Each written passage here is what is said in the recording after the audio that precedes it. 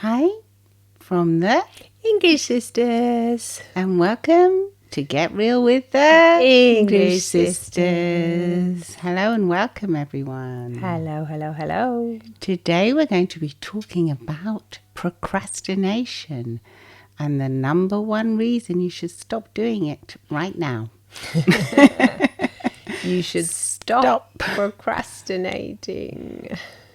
Because the number one reason is that it causes a lot of anxiety. It does actually, yeah. It's a rotten little thing. I mean, because the actual definition of procrastination is when you are putting off an important task. So it's not because you're putting off things that aren't important. It's actually something that's important. It can be, you can be risking something really important, like your career or life-saving. Well, yeah. What do you mean? Well, something that's life-saving.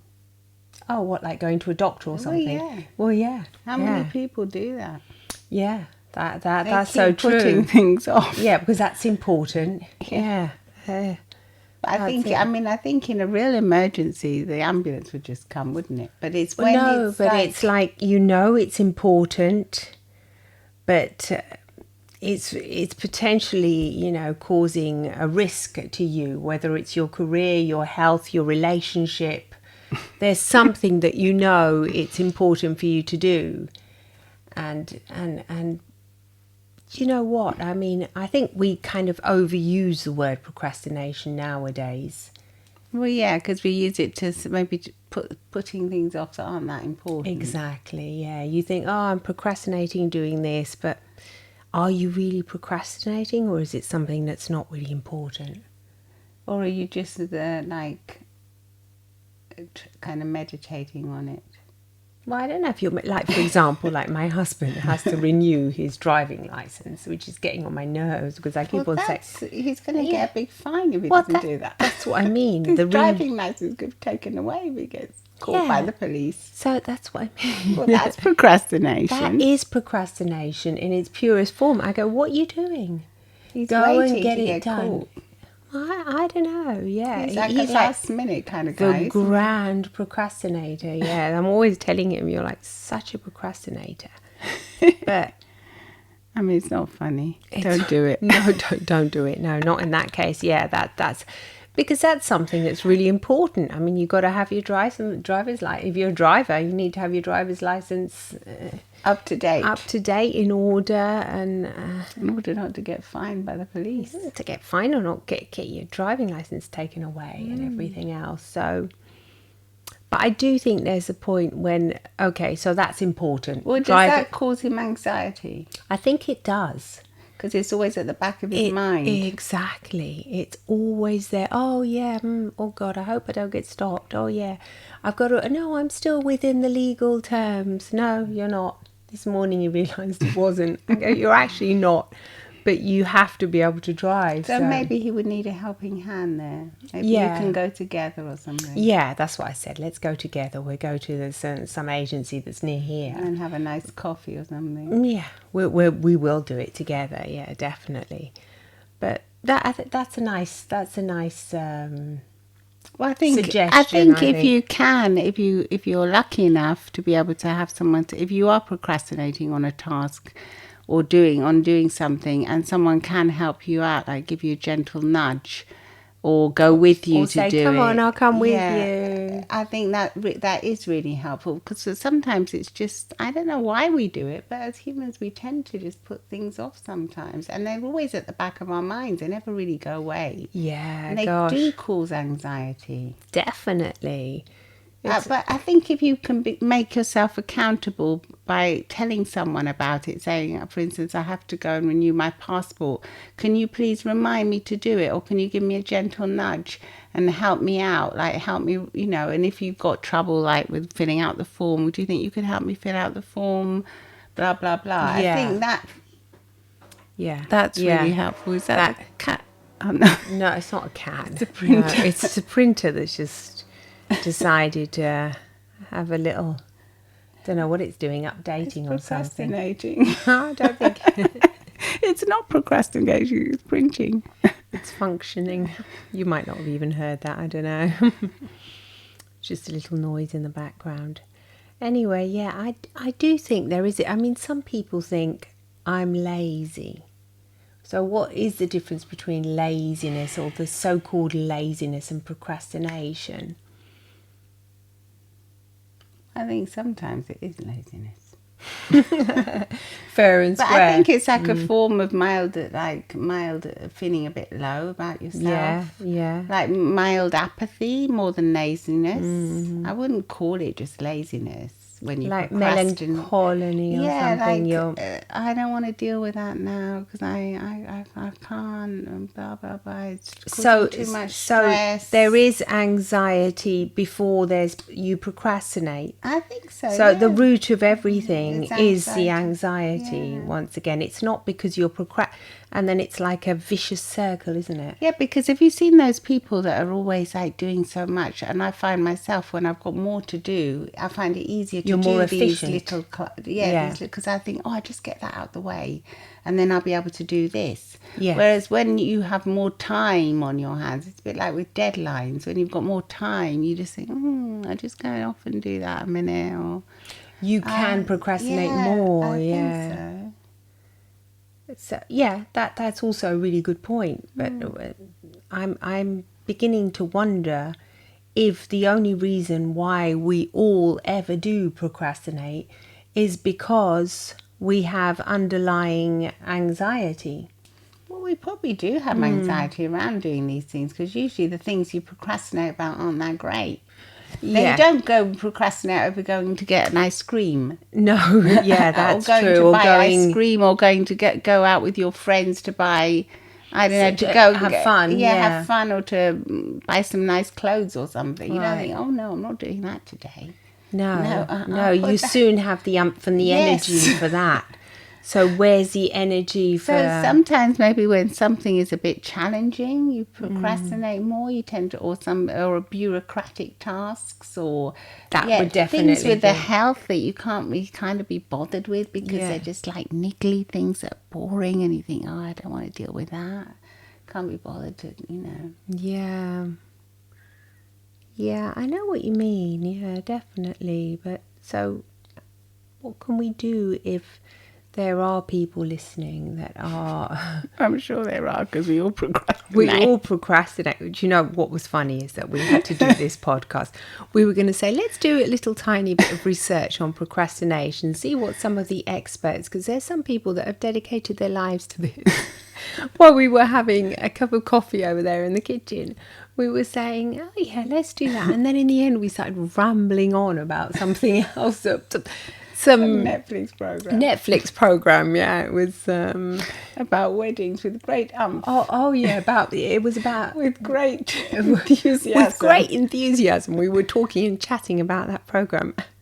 And then I came here and I thought into the little studio, I go, isn't it funny how we've actually procrastinated on? But this is what I mean. This wasn't really procrastination in the pure sense of the word. This was just we delayed it because we knew it wasn't really, because we knew that basically we know What most to of the talk stuff, yeah, because we've obviously as therapists we've dealt with so many people that come to us because they want to be more efficient with time, they need time management help, they have procrastination issues basically. So yeah, sometimes for procrastination as well, it's good to plan your day. So put things in for you for the people that like to do that. Even if you don't like to, Schedule you it. can try doing it. You can say, okay, at 11, I'm going to go. And at the beginning of the day, you can think, this is how my day is going to go. And you can visualize yourself doing the tasks. So visualize yourself doing the nice things, maybe having breakfast, coffee, and then visualize yourself maybe doing the passport application that you had to do and getting it done, and then visualize yourself how great it feels how after you've done it. That's a great relief. I feel good now I've done that. yeah, I think that was a technique that actually helped me a lot when I first learnt about this To actually visualize see yourself, to go yourself- through all the Yeah. steps, sitting down, writing it out, yeah. completing it, sending it off on the computer or whatever, or manually if you are doing it manually. you know, Yeah. actually visualizing yourself actually doing it. Yeah. In yeah, the yeah. third person, you know, like a distance from it. So you Yeah. see yourself doing it. Yeah. Yeah, that's And very powerful, and then actually. feel the feeling of how good it feels after you've done it. Oh, that's a sense of relief. I feel good. Oh, that's out the way. You'll often notice that a great weight has been lifted off your shoulders.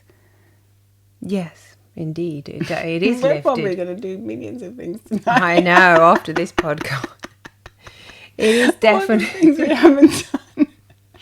I mean, I'm quite good now. I've only got like a couple of things. I have to take my car to get serviced. That's about it. Yeah, but that's not urgent, is it? You know it's not Well, urgent. no, not really. That's not an urgent and important task. No, It's not going to urgent and be... important tasks. I must say, I don't really procrastinate much with those. No. Not now. No, not now. Maybe before. I've learned more. Yeah. I've learned to visualize myself doing it. And if they are so urgent, I don't. Not really.